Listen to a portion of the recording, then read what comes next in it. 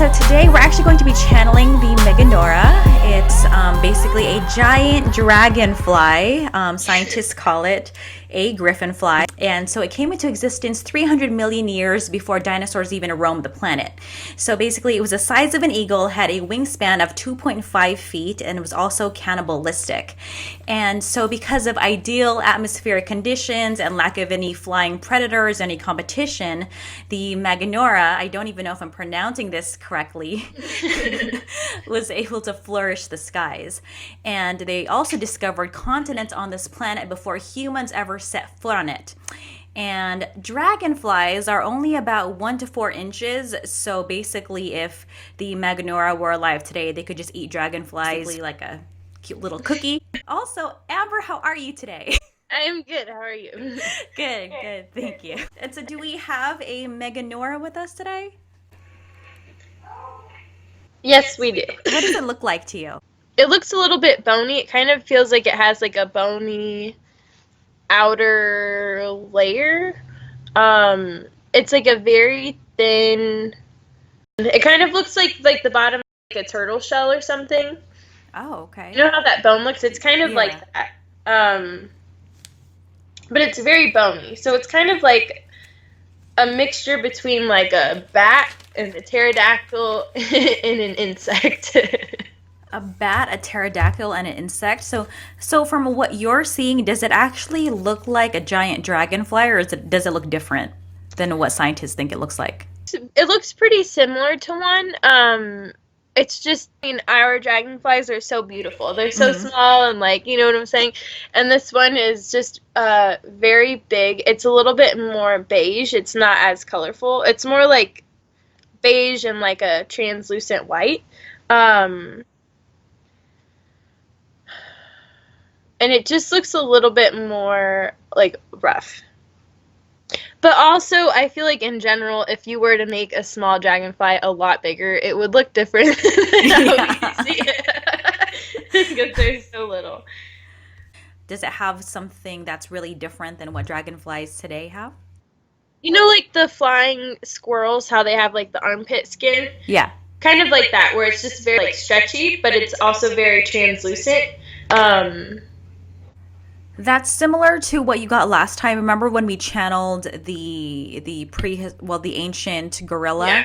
Kind of like that. That's kind of Yeah. like what that skin kind of resembled. Yeah, this one is just very thin. It's like very thin but very sturdy. And it does kind of have that like slight translucent like shimmer to it. Ooh, that's pretty. And so is it true that well, first of all, I'm sorry, Meganora. Do you want us to acknowledge you in a different way? I didn't even say hi to you, really. It's fine. How does this being want to be acknowledged? And does the being want to be called a certain name or anything? No, it doesn't really mind too much. I think it's just like the essence of like what used to be. You're almost like looking into like a specific time frame, you know? Mm-hmm. So it's not necessarily like a like, hey, I'm George, like nice to meet you kind of thing, you know? Okay. So I guess maybe for short we'll just call you M. And That's cute. and M, I guess if you don't mind, are you a male or a female? It's a female. Female? Okay. Even though I do want to get into what they could have been maybe like emotionally, I want to just kind She's of... like showing me how she like lays like larvae or something. Aw, she's a mom. Yeah. Aw. Okay, so I do want to ask about her babies, but I also just wanted to ask her some questions like, is it true that you guys were also cannibalistic and that you ate meat? Yeah. Okay. And so you guys like ate each other?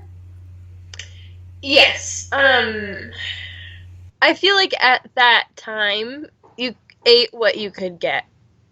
You know, it wasn't like there was all this like variety necessarily, you know.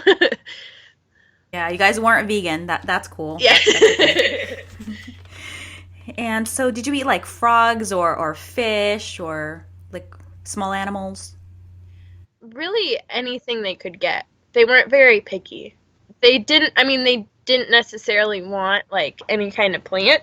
However, if they needed some hydration, then they would eat some, like, what their grass would have been, some kind of, like, weird plant. Getting fish and or ocean animals then was a little bit more difficult, just because the water, since they were so big, would kind of weigh them down a little bit. So then they would have to wait and dry. They would go around if, like, something jumped, they'd catch it, or they would hunt things that were trying to get the fish or whatever. But it just caused somewhat of an issue for them. Did they feel like food was in abundance, or was there like a shortage of food? I'm just getting like a very instinctual, like, you just eat. You just eat. If something is there, you eat it. Eat it. Okay. Okay, fair enough. You also had huge eyes, like the dragonflies that we have today, from what it looks like in our fossils anyway. So is that true? Did you have really, really big eyes, and did you have like this awesome vision? Yes.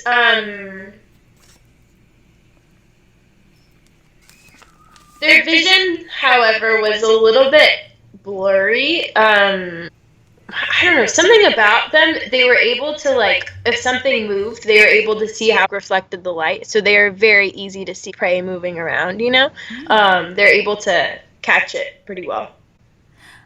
Okay. I don't know how their bodies are in comparison to today's dragonflies. Like, I mean, were the legs, I mean, did you use your legs to grab prey, or were they maybe sticky and they could just like stick to you? Like, how did that work? They wouldn't carry things with their legs. They would usually use their mouths for that. But they would, like, stab things with their legs. They're very sharp. So they could make shish kebab. Yeah. Okay. Did you have teeth? Not like human teeth, but um, their teeth were a little bit, they were kind of thin. They were definitely very pointy. They were like little razors. However, they had acid in their saliva that would break stuff down more so than chewing.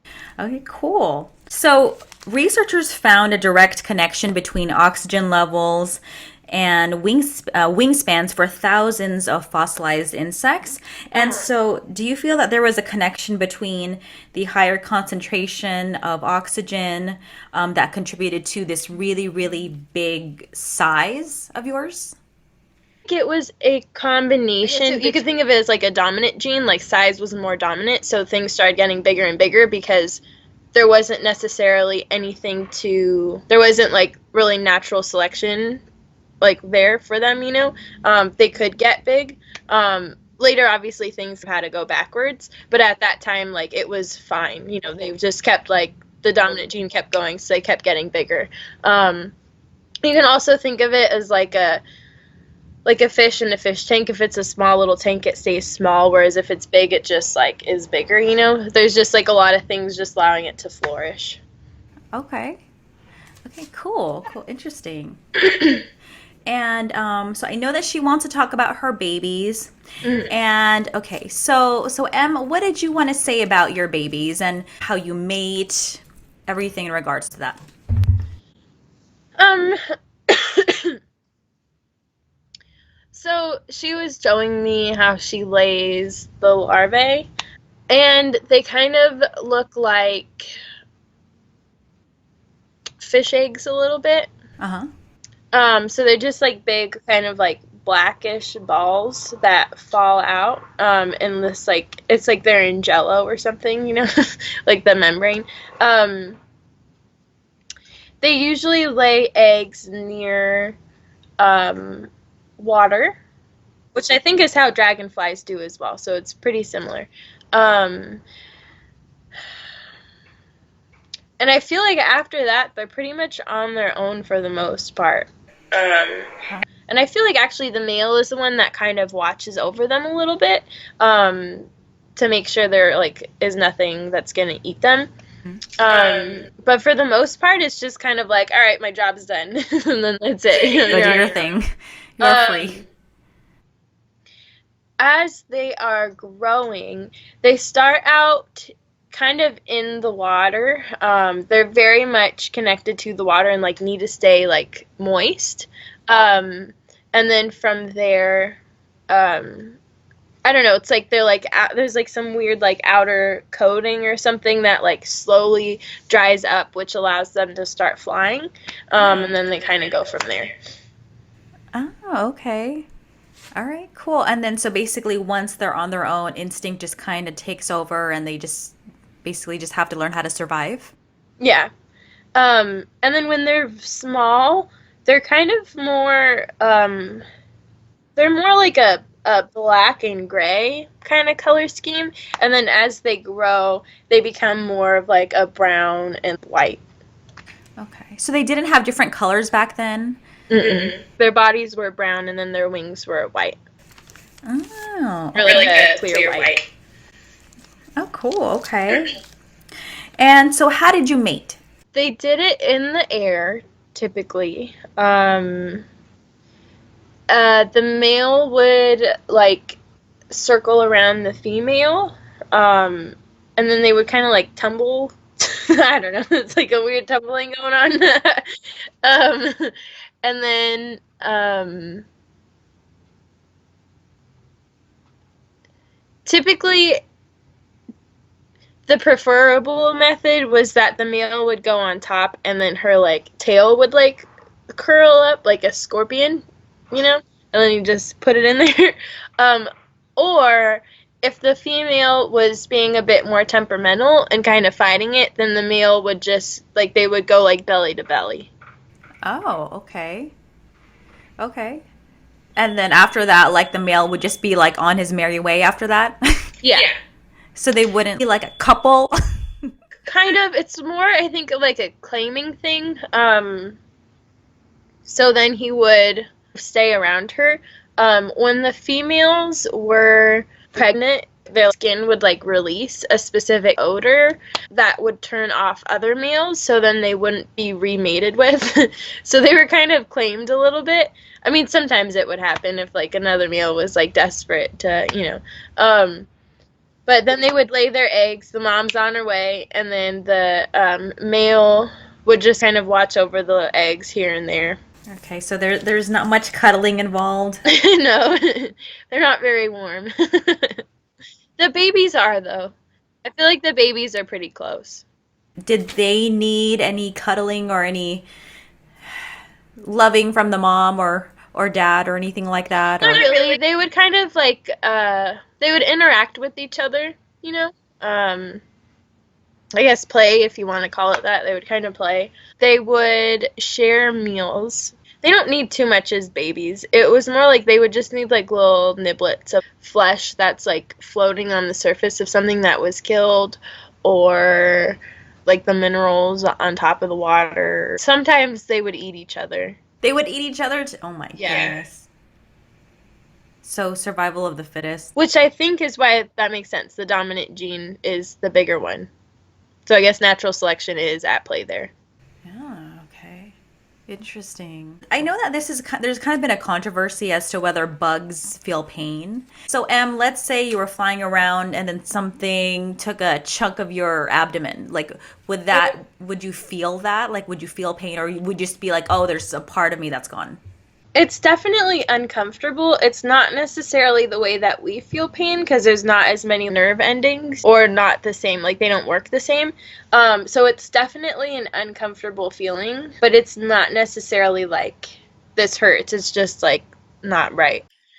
When let's say the time of death was coming along, and so for did you feel a resistance to death, or did you want to fight, with every last breath to survive, or were you in a place of just letting go and accepting death and transitioning into your next life? I think they could tell. I mean, if it was kind of like I have a serious injury, but I'm still alive, then I'm going to fight to stay alive.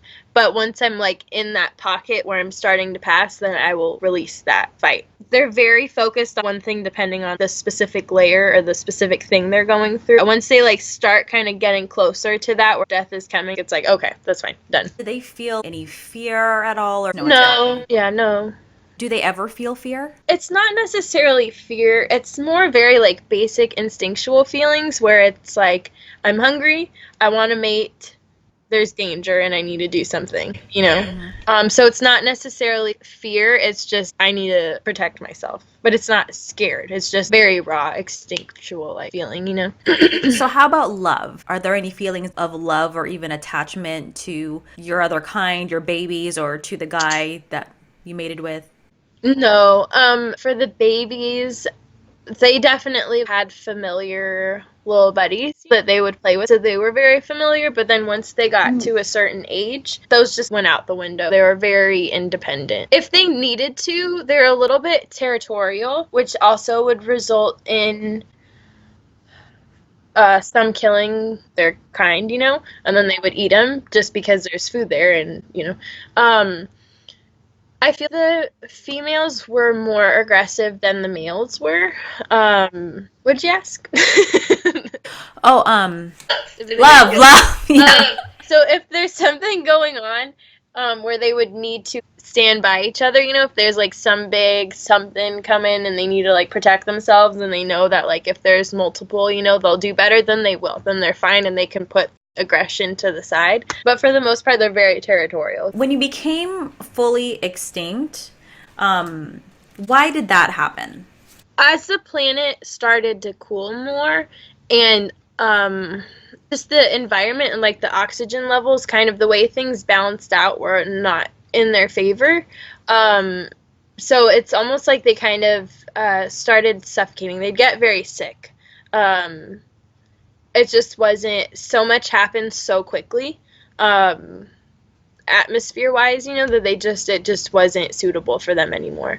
I think they were flourishing so much with how it was originally that for it to just start like completely like moving much faster than it was, they didn't have time to really get used to it, you know? Yeah. I'm wondering, so when the dinosaurs started coming, were there maybe like some of you guys left, and then were you ever hunted by like a pterodactyl or something that maybe came before a pterodactyl?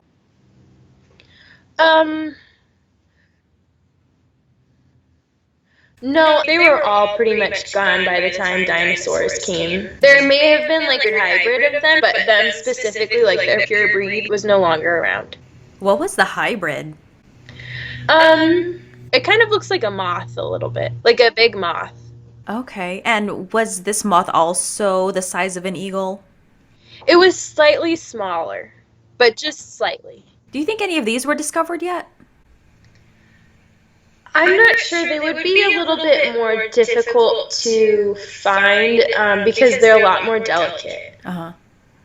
So, like, the wings, I guess similar to how moths are, you know how, like, the wings are so powdery and will, like, disintegrate really easily? Yeah. It's kind of like that. It's a little bit different, but it's, they have very delicate wings. I feel like some of them, it's just kind of weird. I don't know. It's almost like their wings would get so damaged that they would, like, have to just be like land animals. Oh, wow. Like land insects instead of like flying ones. So then did this moth evolve into an insect that may be something similar to what we have now?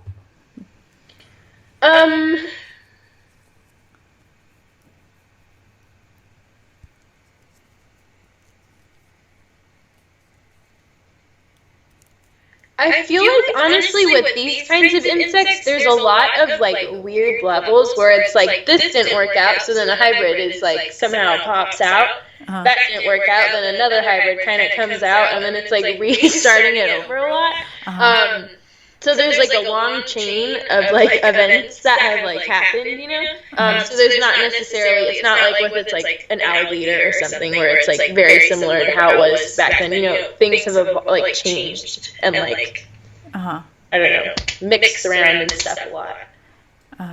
They're like, okay, now we're just gonna be this big. Yeah. They're like, we'll be safer this way. Well, I don't know about safer, but anyway. Okay. And what else was I gonna ask?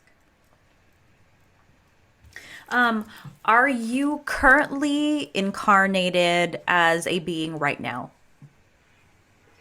No. Why? You just don't want to. um,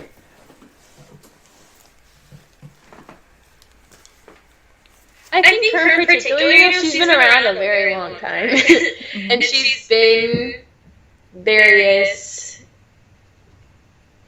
types of beings, and I think she's just had her time. She's done. Okay. Yeah. Well, what were you before a dragonfly? Um,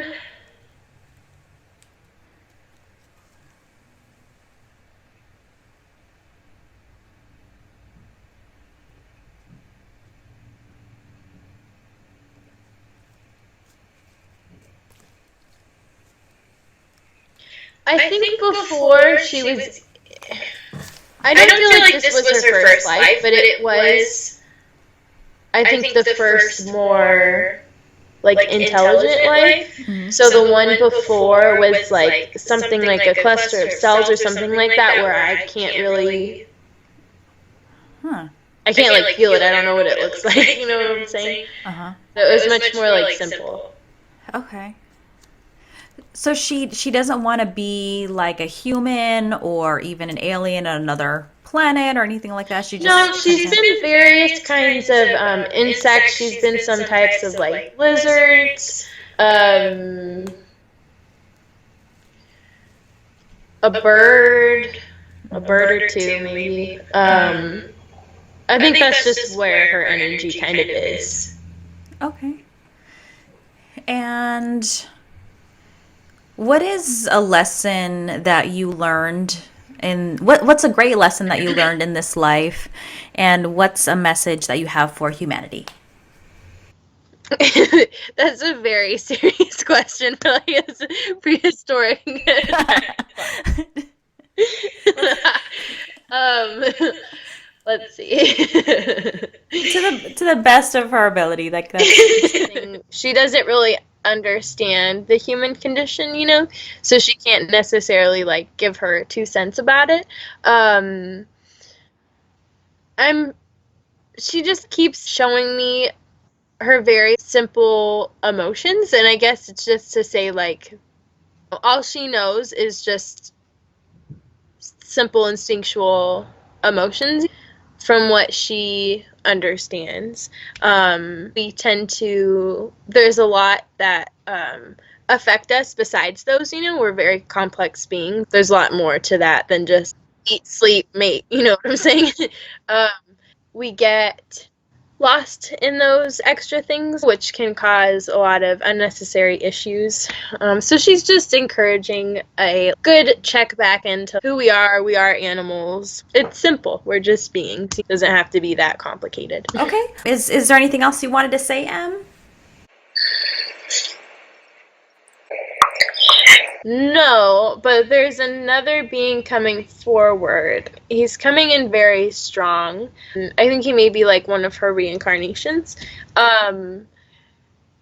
Where he is in between.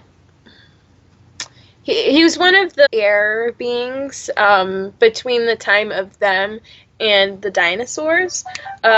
He kind of looks like a giant, like flying lizard a little bit. You know how lizards have like the little like nose holes? Yeah. In fact, Yeah, he's yeah. got those. Like his head looks like a big lizard. And he kind of has ears a bit, but they are kind of like point up. Like it's just like skin that kind of like comes up a little. He's very loud. He has a snake tongue. He has teeth, but they're very small. But just like a long, like, it's like a snake tongue, but it's also sticky. So it's like between a snake and a frog, I guess. His wings look a little bit more bat-like in the sense that there are a lot of angles to them. They're very angular. And he has like little hands at the base. He's got like 6 hands. On the wings at the base of each angle thing, there's a little hand of 3 fingers. They're like little claws. Is this a dinosaur? It's not a pterodactyl, but it's like some weird in between. Okay. And then it has thick hair, like a pig. How it feels like Uh-huh. Like a straw, like Yeah, almost. kind of like that on its belly. Oh, okay. Well, why is he here? Since this is one of her reincarnations, I think this is just the one that she resonated with the most, so it's the strongest version of herself. It's like if she did have to describe like how she looks like now, or like the form that she likes to take when talking about Earth, this is like how she wants to, or I guess we could call him a he since this one's a boy. That's like how he wants to be portrayed. Okay, so this is his favorite life. Yeah. Okay, awesome, awesome. Alrighty, so it looks like we're all set. Thank you so much for being here. You guys, thank you so much for watching. Amber, thank you again. Thank you. Never mind. I'm just gonna end it. All right, bye. See you next time. Screw it. See you later.